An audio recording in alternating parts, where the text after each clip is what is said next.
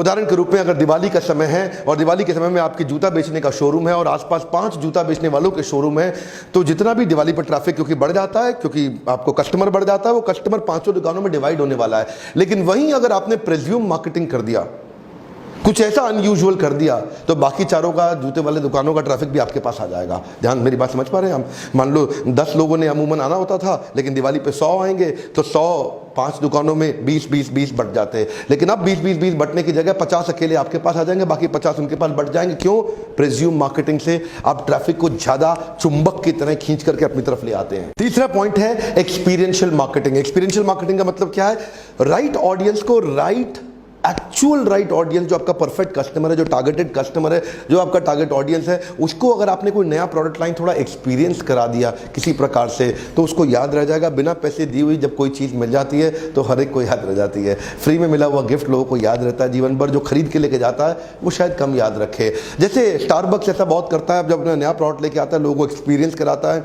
Skin नाम का एक टाटा का परफ्यूम है, जो अपने विस्तारा में बिजनेस क्लास में या जेट एयरवेज में बिजनेस क्लास में अपने कस्टमर्स को फ्री ऑफ कॉस्ट उनको वहां पे देता है, शोकेस कराता है। छोटी सी बॉटल होती है, जरा लगा के देखो क्या एक्सेलेंट खुशबू।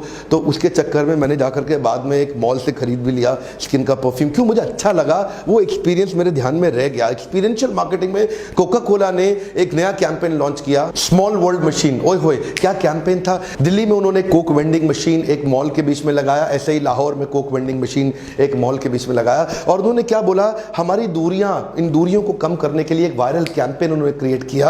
ये कैंपेन क्योंकि इसमें एक्सपीरियंस था, फिजिकल एक्सपीरियंस था। यहां से अगर आपने हाथ घुमाया, उधर उसने हाथ घुमाया, दोनों का हाथ मैच कर गया, तो दोनों को फ्री कोक मिलेगा। अगर आपने बढ़िया सा डांस किया, उसका आपका डांस मैच कर गया, दोनों को फ्री कोक मिलेगा। क्योंकि एक्सट्रीम इमोशन था, ये एड कोक का वायरल हो गया। ध्यान दीजिए, क्या आप एक्सपीरियंस क्रिएट करा सकते हैं मन के अंदर, फिजिकली लोगों को टच करा करके? अब देखो, आपको पता है वो फायर पान जी, वो पान खिलाता है, वो कहां पे? वो कनॉट प्लेस के अंदर, वो छोटा सा उस पर कुछ लगा रहता है, और उस पर जैसे ही मुंह में वो पान डालो तो मुंह के कार्बन डाइऑक्साइड और ऑक्सीजन के साथ में वो आग बुझ जाती है और पान आदमी खाता है। लोग हैरान हो जाते हैं, ये क्या चीज है? वायरल हो गया। अगला पॉइंट है वाइल्ड पोस्टिंग। आप देखते हैं, आपने प्रीज्यूम मार्केटिंग देखा था, वहां पे प्रोडक्ट को हैंग करते थे। वाइल्ड पोस्टिंग में आप अपने ग्राफिक्स, अपने विजुअल्स, अपने इमेजेस, अपने प्रिंट एड्स, उनको अनयूजुअल तरीके से कहीं पे पेस्ट कर दिया जाए। इतना वाइल्ड हो कि जब आप निकले ना वहां पे, तो आपको दिख करके अचानक अरे ये क्या है, ऐसा कुछ कोई फीलिंग ऑफ शॉक छोटा सा दे दें, और उसके बाद अचानक मुस्कुराहट आ जाए। ओहो, ऐसा मैकडॉनल्ड्स ने बहुत किया।